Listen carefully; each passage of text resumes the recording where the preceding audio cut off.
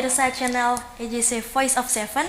Kembali lagi bersama dengan saya Esmeralda Gabriela di acara Ruang Gizi yang disiarkan langsung dari Jalan Tanjung Anom nomor 7 Surabaya.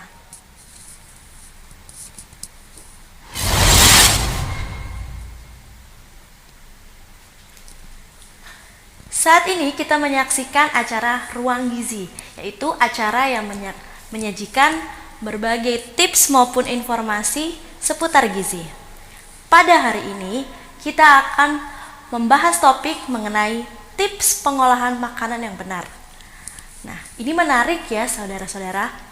Mengapa? Apalagi di masa pandemi seperti ini masih banyak berita simpang siur mengenai COVID-19 dan juga kaitannya dengan makanan.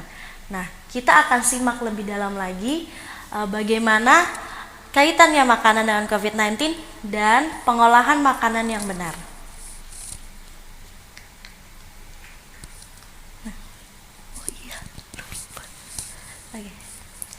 Namun sebelum kita melanjutkan pembahasan kita, mari kita berdoa bersama-sama.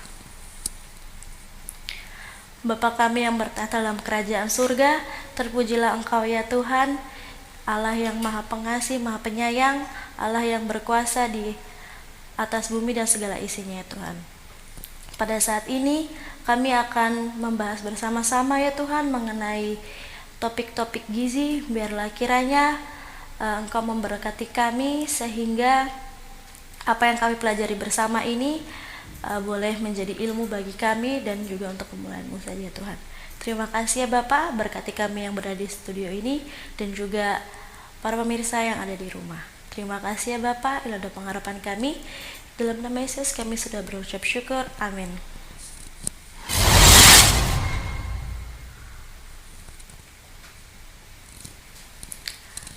Nah pemirsa, rupanya hingga saat ini masih belum ada bukti yang mengatakan bahwa seseorang dapat tertular COVID-19 dari makanan. Nah, jadi kalau saudara-saudara nih mendapatkan broadcast apalagi di WA grup keluarga mengenai hal tersebut, saudara-saudara sudah bisa paham ya dan juga bisa mengomentari bahwa hal tersebut belum terbukti hingga pada hari ini. Nah, apalagi nih ada kan yang parno biasanya tuh kalau apa? Ini dia. Kalau habis beli makanan, banyak kan ada yang parno semprot-semprot disinfektan ke makanannya, kemasannya. Sekarang kita nggak perlu karena rupanya menyemprot disinfektan terhadap kemasan makanan itu tidak diperlukan. Yang penting kita harus selalu menjaga kesehatan dan juga kebersihan. Jangan lupa mencuci tangan sebelum maupun sesudah kita memegang makanan. Nah, kalau gitu untuk mencegah penularan virus maupun bakteri yang lainnya melalui makanan itu gimana sih? Ini ada beberapa tips buat saudara-saudara yang ada di rumah. Yang pertama, memastikan kebersihan diri selama mempersiapkan dan juga mengolah makanan.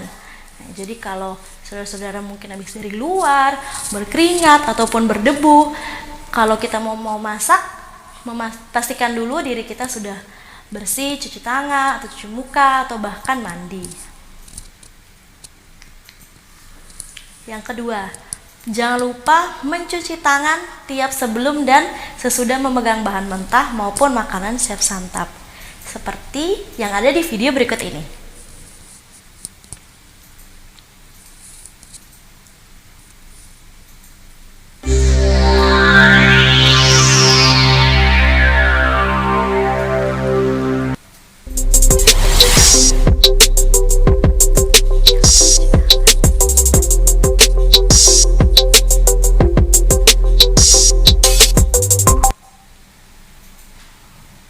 Nah, pemirsa, jangan lupa ya mencuci tangan menggunakan sabun supaya kotorannya lebih bisa dibersihkan. Karena kalau hanya menggunakan air saja itu kurang efektif. Lalu yang ketiga, masak makanan hingga matang. Nah, pasti banyak nih pemirsa yang masih suka masak Indomie misalnya. Indomie menggunakan telur setengah matang. Jadi kalau dibelah itu akan terlihat sangat nikmat telurnya. Nah, padahal sebenarnya anjuran yang baik adalah kita memasak makanan hingga matang supaya sudah benar-benar aman dan tidak tercemar oleh bakteri.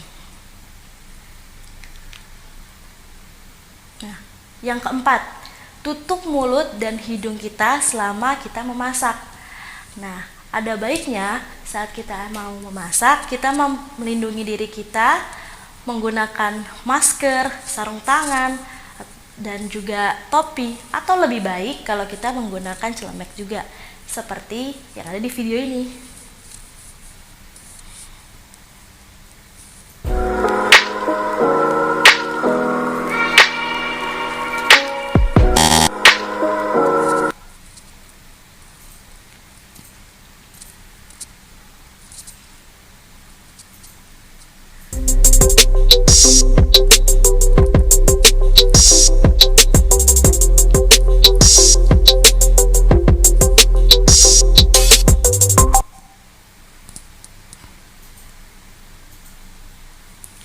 Nah, pemirsa, bagaimana yang sudah paham kan?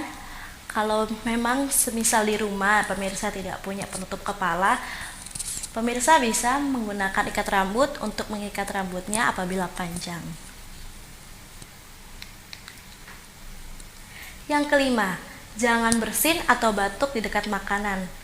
Nah, apalagi di masa pandemi seperti ini ya, sangat disarankan dan dianjurkan untuk kita jangan bersin atau batuk di dekat makanan karena nanti makanan kita bisa tercemar. Yang keenam, membersihkan alat makan setelah digunakan. Nah, kalau pemirsa sudah makan, jangan lupa alat-alatnya dibersihkan agar tidak menjadi sarang dari bakteri. Yang ketujuh, menggunakan alat makan yang berbeda untuk setiap orang. Nah, apalagi di masa pandemi sekarang ini dan juga sedang ada muncul kasus hepatitis akut di mana bisa penularannya bisa melalui alat makan juga, maka dianjurkan untuk kita menggunakan alat makan yang berbeda untuk setiap orang. Nah, contohnya mungkin pemirsa yang sering bepergian keluar bisa menggunakan atau membawa sedotannya kemana-mana. Nah, seperti ini saat ini sudah banyak dijual di luar sana, ataupun semacam sendok garpu dan juga sumpit yang dijual untuk bepergian, sehingga pemirsa bisa menggunakan alat makan yang sendiri dan tidak berbagi atau menggunakan dengan alat makan dari orang lain. Yang kedelapan, menjaga jarak dan menghindari kontak langsung dengan orang bersin dan batuk. Nah, jika tadi kita dilarang untuk batuk dan bersin di dekat makanan, saat ini yang kedelapan kita dianjurkan untuk menjaga jarak dan menghindari kontak langsung dengan orang bersin ataupun batuk, supaya kita juga terbebas dari virus dan makanan kita juga tetap higienis.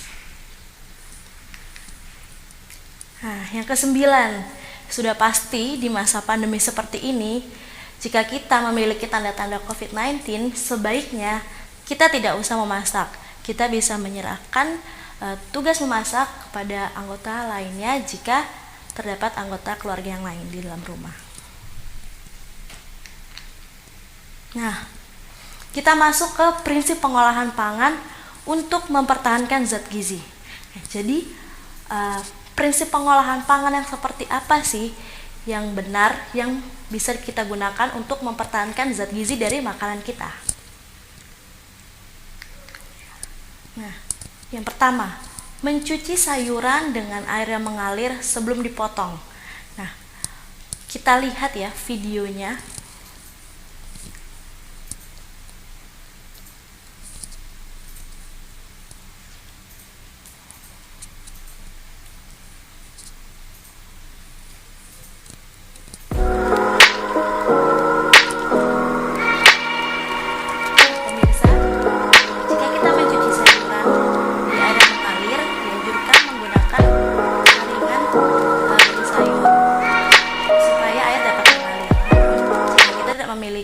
wadah saringan seperti tersebut, kita bisa menggunakan 2 wadah. Yang pertama untuk wadah sayur yang sebelum dicuci, yang wadah setelahnya, wadah satunya kita bisa gunakan untuk menaruh sayur yang sudah kita cuci.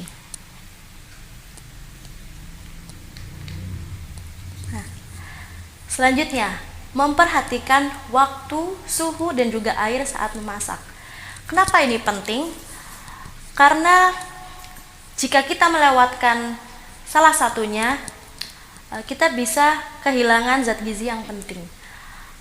Waktu contohnya, jika kita terlalu lama semisal merebus sayur, nah maka sayur terutama sayur hijau itu bisa layu, dan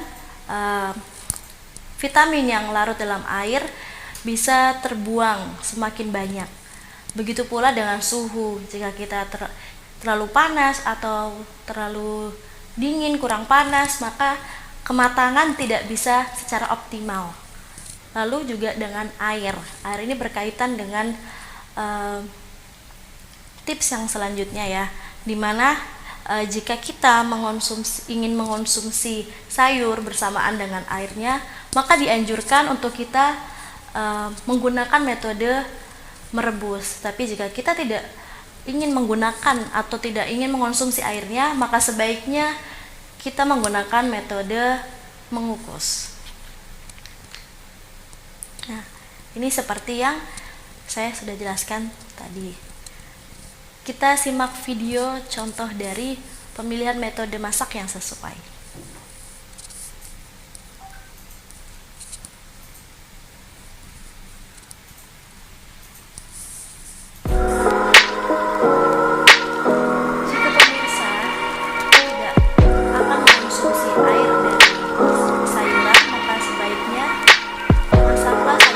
Metode mengukus.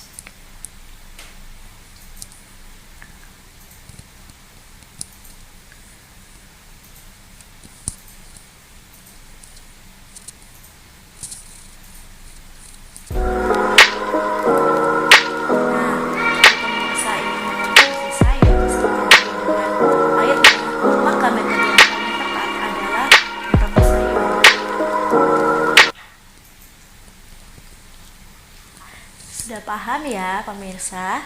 Jadi kita harus memilih metode masak yang sesuai agar zat gizi yang terdapat dalam makanan kita bisa tetap utuh dan kita bisa mendapatkan manfaatnya. Nah, alternatif bisa mengonsumsi air rebusan sayur dan menyajikan makanan seperti sop. Nah pemirsa, setelah tadi kita sudah belajar kaitannya makanan dengan COVID-19 dan juga tips-tips pengolahan makanan yang benar, maka inilah saatnya pemirsa berdiskusi bersama dengan keluarga masing-masing untuk berdiskusi mengenai masakan apa nih yang mau kita masak setelah ini. Ya, sekian topik pembahasan yang kita bahas pada hari ini. Kita akan bertemu lagi minggu depan di hari yang sama dan juga waktu yang sama. Namun, sebelum kita berpisah, mari kita berdoa bersama-sama kembali. Bapa kami yang berada dalam kerajaan surga, terima kasih ya Tuhan karena Engkau telah membimbing kami dan menyertai kami dalam acara pada hari ini. Biarlah ya Tuhan ilmu yang telah kami pelajari bersama-sama ini boleh kami terapkan dalam kehidupan kami, boleh menjadi pedoman bagi kehidupan kami, sehingga kami boleh merubah pola makan kami dan juga pola memasak kami yang benar, sehingga kami boleh memulai hidup yang sehat untuk kemuliaan nama-Mu saja Tuhan. Berkati masing-masing pemirsa yang ada di rumah maupun kami yang ada di studio ini, biarlah berkat Tuhan berlimpah bagi masing-masing kami. Terima kasih ya Bapa, ini adalah pengharapan kami. Dalam nama Yesus kami sudah berucap syukur. Amin.